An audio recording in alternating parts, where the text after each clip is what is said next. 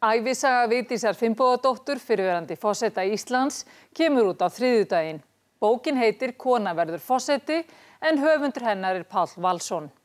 Í bókinni sagt ítarlega frá lífi Vigdísar fyrir og eftir forsetatíð hennar og einnig grípur hún sjálf inn í frásögnina og talar frá eigin hjarta. Þar á meðal hrunið. Kjör hennar sem forseta varð heimsfrétt en hún var brautryðjandi á mörgum sviðum, meðal annars ein fyrsta íslenska einhleypakonan sem fékk leyfi til að ættleiða barn.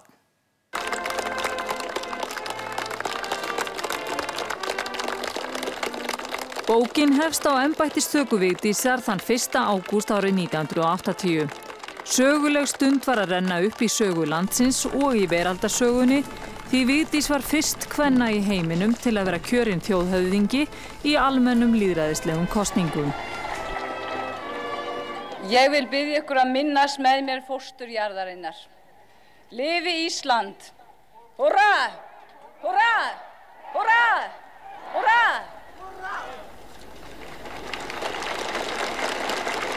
Ég held að ég hafi gengið við hliðina á sjálfur mér, en þetta var brostið á, þetta var orðinn hlutur að ég hafi verið kosin og ég var auðvitað að fara í gegnum það og standa mig, sem ég vona ég hafi gert. Allavega fleygði ég mér ekki í gólfið og fór að gráta. Kristján Eldjárn forseti var svo ánægður að vera laus úr embættinu að hann ljómaði eins og sól í heiði. Hann var frjáls maður. Skilur þú það núna svona eftir á að hyggja? Já, hvort ég geri. Það var mikill léttir. Þetta er mjög þungt embætti að vera í og miklar annir og mikið að gera og það voru nú sérstakar annir hjá mér að því ég var boðin svo víða. Menn vildu sjá þetta fyrirbæri, undarlega fyrirbæri, þessar konu sem hafði verið kosin fyrst allra kvenna. Foreldrar Vigdísar voru Finnbogi Rútur Þorvaldsson, verkfræðingur og Ásta Sigríður Eiríksdóttir, hjúkrunarkona. Ég fekk mjög ástríkt uppeldi og ástríkinu fylgir agi auðvitað og kröfur leið.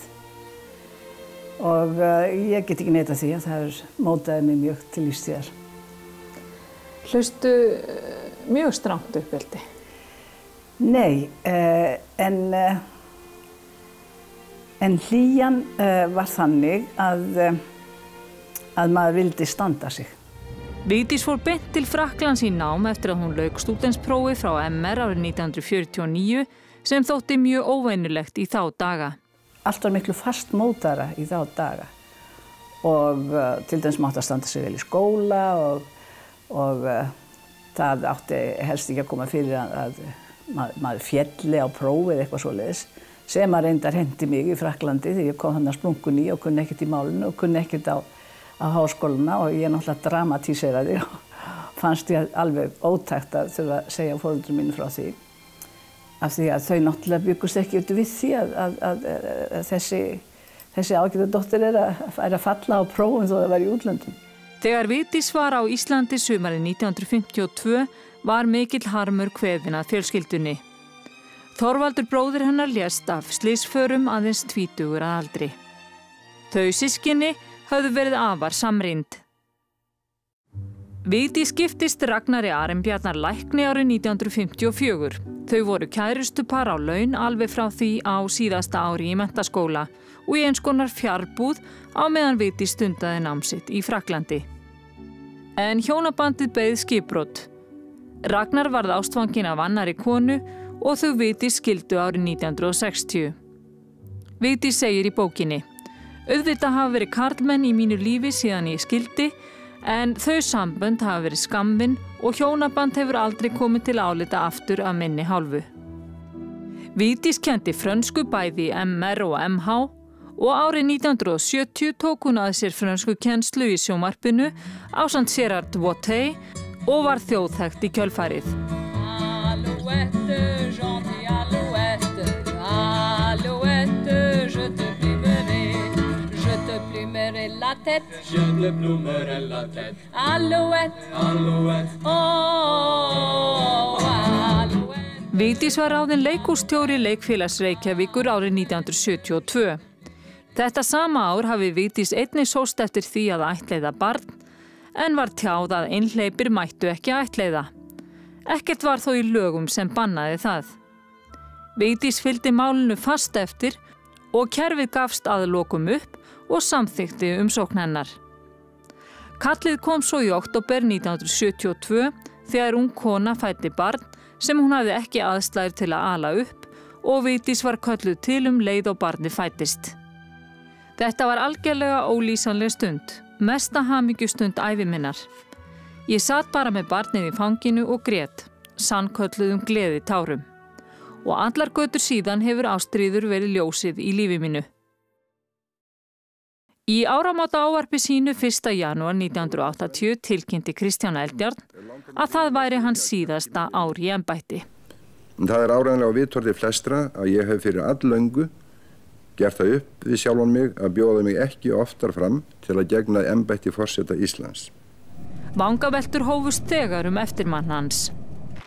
Albert Guðmundsson tilkynnti fljótlegum framboð sem og Guðlaugur Þorvaldsson ríkissáttasemjari og Pétur J. Thorsteinsson sendiherra. Vigdís var síðust frambjóðandana til að tilkynna framboð 1. febrúar 1980. Þegar tölur bárust loks frá Austurlandi þegar liðið var á morgun, varð ljóst að Vigdís hafði verið kjörin forseti Íslands. Kjör hennar var heimsfrétt og því fylgdi samstundis gríðarlegur ágangur fjölmiðla og gjörbreytt tilvera. Góðu landar mínir. Ég veit ekki hvað ég á að segja þegar ég sé ykkur svona mörg hér. Hjarta mitt fyllist af þakklæti fyrir þann sóma sem þið sýnið mér með því að koma hingað. Á mitt heimasetur hér á Aragötu 2. Hún segist hafa fundið glöggt fyrir því sem forseti að karlarnir vantreystu henni og það var stutt í karlrembuna hjá ýmsum. Já, það var náttúrulega ekki auðvelt vegna þess að karlar voru alls ekki vanir að hafa konur sér við hlið annars staðar heldur en á heimilunum og það reyndi oft á. Það reyndi einkum á að mér fannst stundum eins og köllum þætti ég svo vitlaus að því væri kvenmaður að ég áttaði mikið á hvernig hlutinni væri samansettir.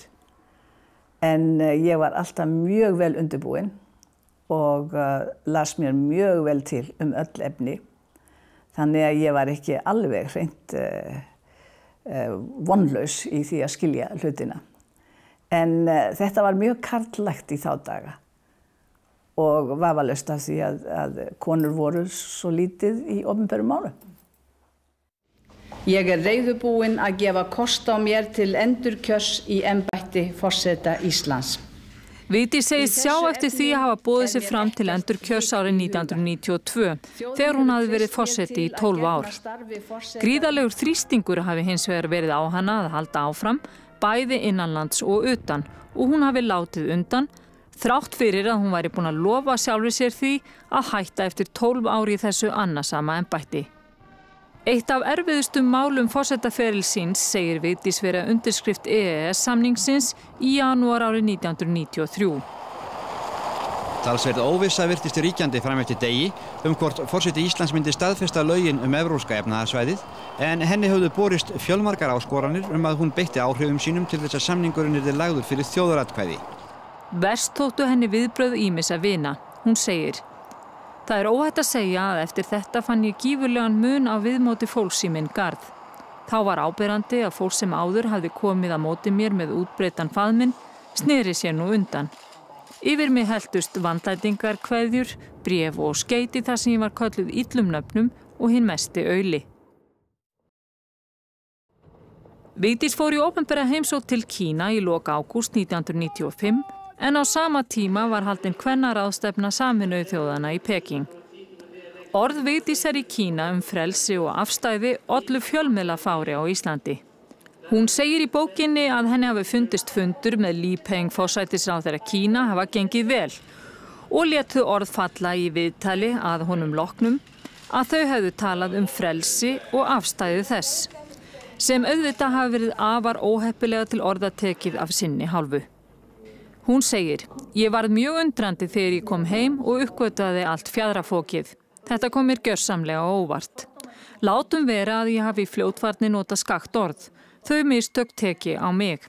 En frá mínum bæjardyrum séð var þessi umræða alveg út í bláinn og ég var mjög sár yfir því að fólk skyldi skipa mér í flokk með þeim sem brjóta mannréttindi.